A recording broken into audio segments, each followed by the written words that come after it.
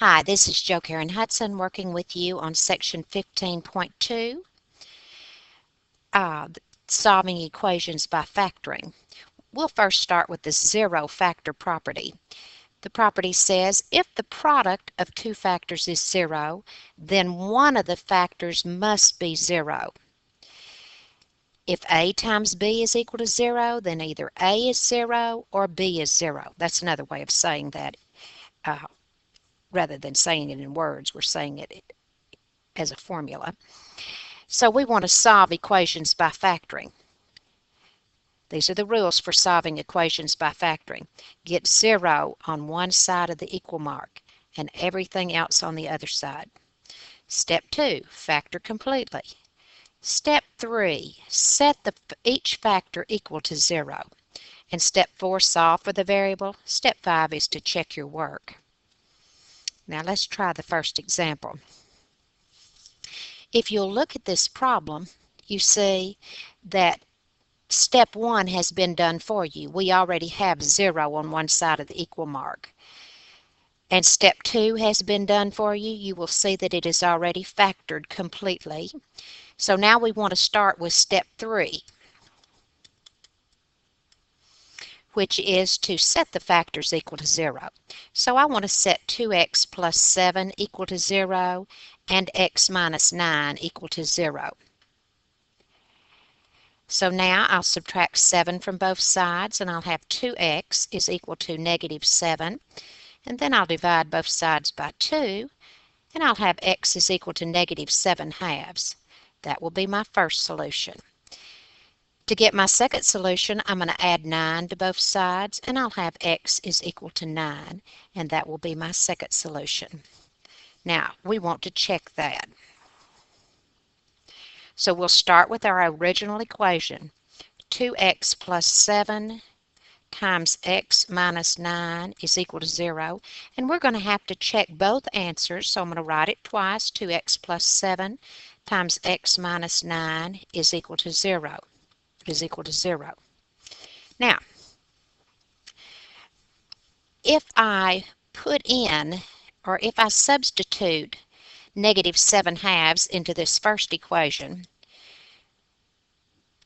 2 times negative 7 halves plus 7 times negative 7 halves minus 9 is equal to 0, you see that when I do this, the 2's will cancel out, and I will come up with negative 7 plus 7 times negative 7 halves minus 9 is equal to 0. And negative 7 and positive 7 would give us 0 times negative 7 halves minus 9 equal to 0. And we know that any time I multiply something times 0, regardless of what it is, it will be 0. So 0 times that second part, 0 is equal to 0. Now, when I check the second one, I'll be plugging in x is equal to 9, so I'll have 2 times 9 plus 7, and then I'll have 9 minus 9 is equal to 0. And you notice that right here, the 9 minus 9 is going to turn into 0. So I'll have 2 times 9 plus 7 times 0 is equal to 0.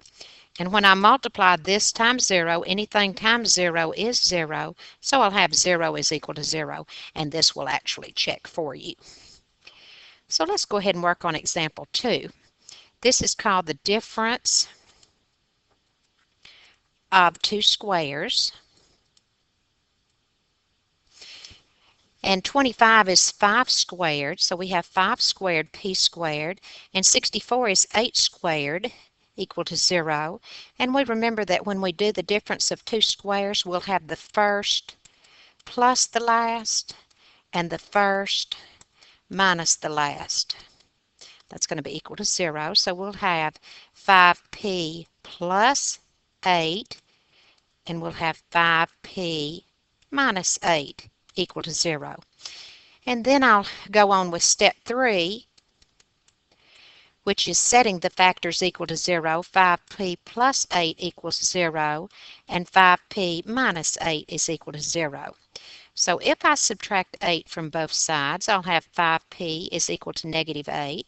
And if I divide by 5, I'll have p is equal to negative 8/5. And that's my first solution.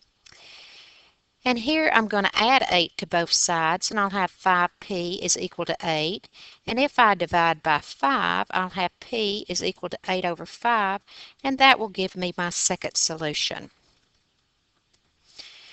Okay, on example 3, we're going to need to get everything on one side and 0 on the other side. So we're going to subtract 21 from both sides.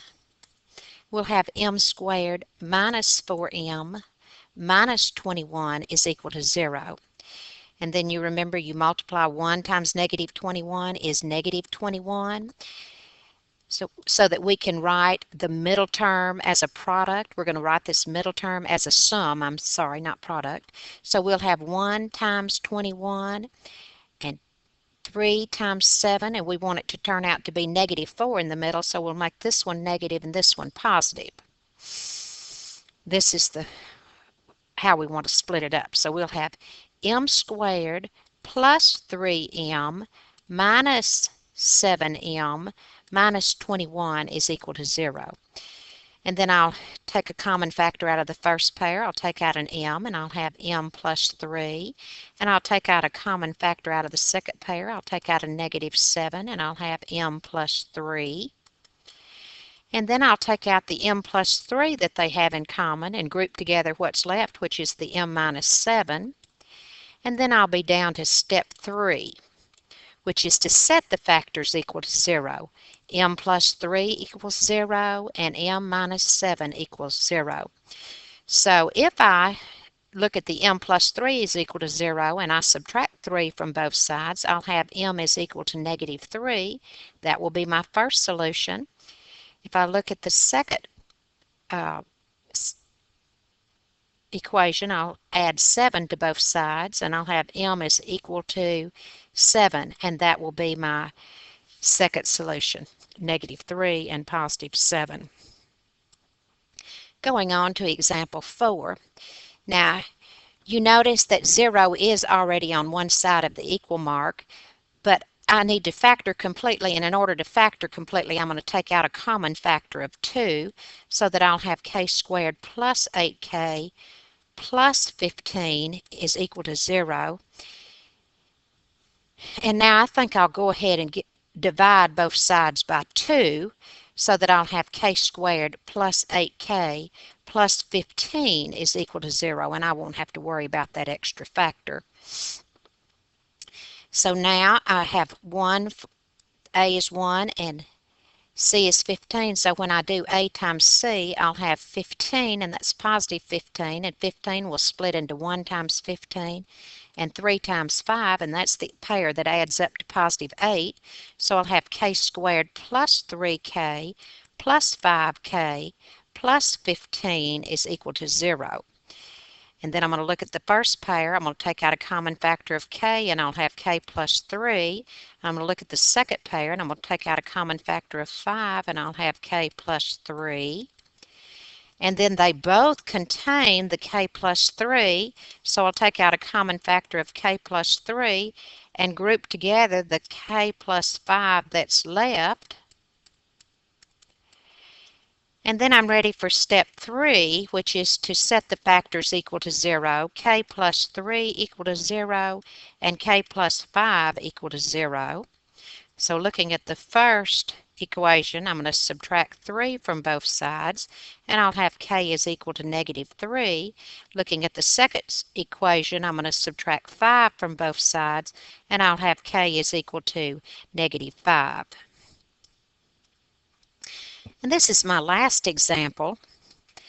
The first thing I need to do on the last example in order to get it into quadratic form is I need to distribute that b, so that I'll have b times 3b is 3b squared, and b times 8 would be 8b equal to negative 4. And then I need to get everything on one side and 0 on the other side. I need to have 0 over here, needs to be 0. So I'm going to add 4 to both sides. Then I'll have 3b squared plus 8b plus 4 is equal to 0. And then a is 3 and c is 4, so I'll have a times c is equal to 12, and 12 breaks down into 1 times 12 and 2 times 6 and 3 times 4, but this is the pair that adds up to 8. So I will have 3b squared plus 2b plus 6b plus 4 is equal to 0. And then I'm going to factor the first pair. And then I'll go through the second pair. When I factor the first pair, I'll be taking out a b, and I'll be left with 3b plus 2.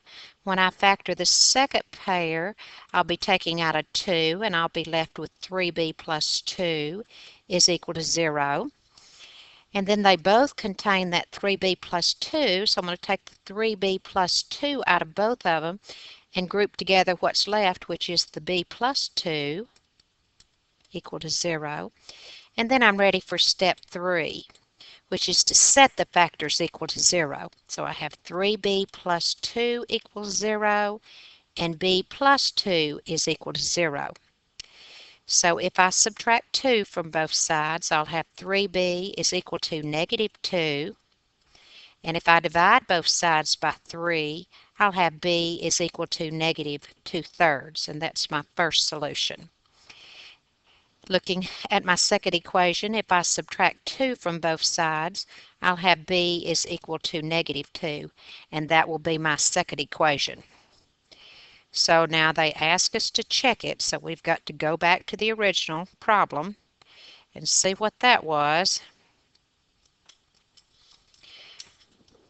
Let me copy it. I'll be back.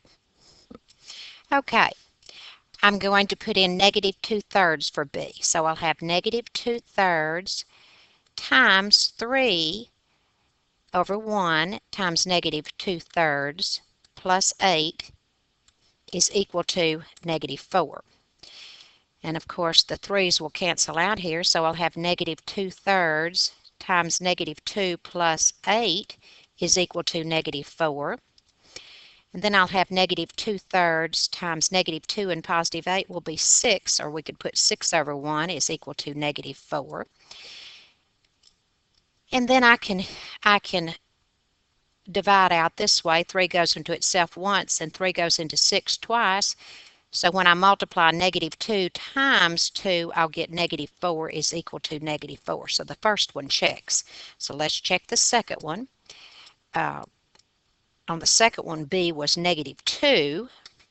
So we have negative 2 times 3 times negative 2 plus 8 equals negative 4. So we have negative 2 times 3 times negative 2 is negative 6 plus 8 is equal to negative 4. Negative 2 times, let's see, negative 6 and positive 8 is 2 is equal to negative 4. Negative 2 times positive 2 would be negative 4 is equal to negative 4. And it does check, so we know that we have the correct answer here. This is the conclusion of the video on section 15.2. You will need to do the homework on 15.2. You will need to do the quiz on section 15.2. This is Jo Karen Hudson. Thank you and have a wonderful day.